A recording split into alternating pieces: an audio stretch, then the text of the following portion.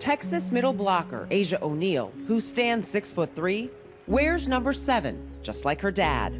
Former NBA All-Star Jermaine O'Neal. An outstanding volleyball player from the age of 12, you would never know that Asjia had been born with a heart valve defect. By middle school, she needed open heart surgery. I had my first heart surgery in 7th grade. The leak in my mitral valve had begun to get progressively worse, so something that they needed to go in and repair the valve.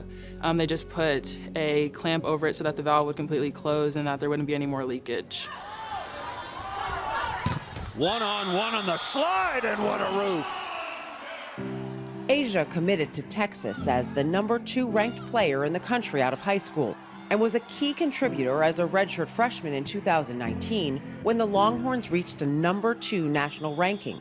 But the year before, her heart had started troubling her again.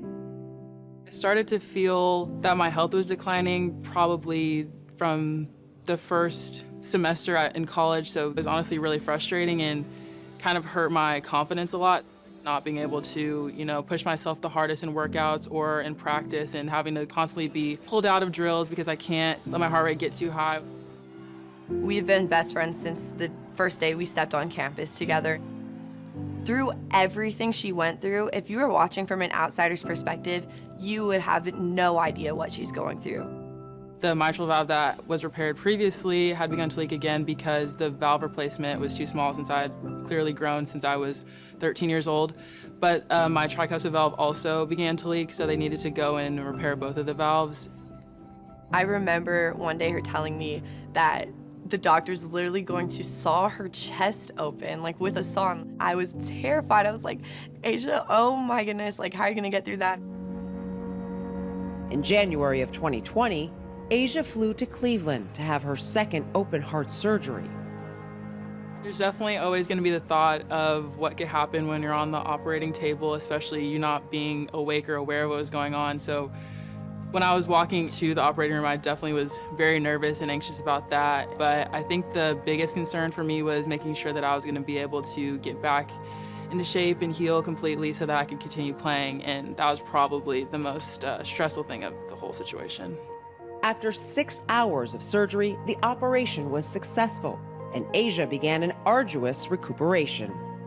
The most difficult aspect of recovery was definitely the first few days in the hospital. You can't get out until you can prove to them that you're able to sit up, stand up, and walk around by yourself. So that was definitely really hard, just having to force myself to get out of bed every day and walk around with the walker around the floor and just see all the other patients. It's really a strange feeling being a high-level athlete and being able to do all these things on the court, and then going back from just one surgery and not even being able to sit up by yourself without being in excruciating pain. That's definitely one of the biggest mental hurdles of the whole entire experience for me.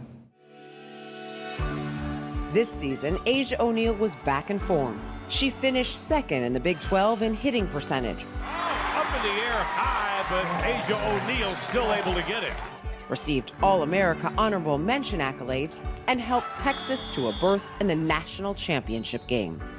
And Texas will play Kentucky for the national championship. The fact that she could go through that and be back within a semester and be ready to go and have the amazing season that she did is unreal. We have this kind of ongoing joke in the weight room when we go through a tough circuit or anything that's like really pushing us and pushing our limits, and we'll kind of look at her and be like, how you doing, Asjia? And she's like, it's my new heart, like I got it. Something that I never really think about that my dad reminds me is that I didn't have to have the surgery. If I didn't want to, then I would have just ended my career and that would have been that. But it was never really a thought in my head that I would end my career, so I always knew that I was gonna have the surgery. When you're going through it yourself, you don't really see it as like, oh, I went through 2 open heart surgeries and then went to play in the national championship. Like, you don't really think of how like big of an obstacle that could be. So just being able to sit back and realize, wow, like I really did that, and I was able to influence others and just share my story is something that was really amazing for me.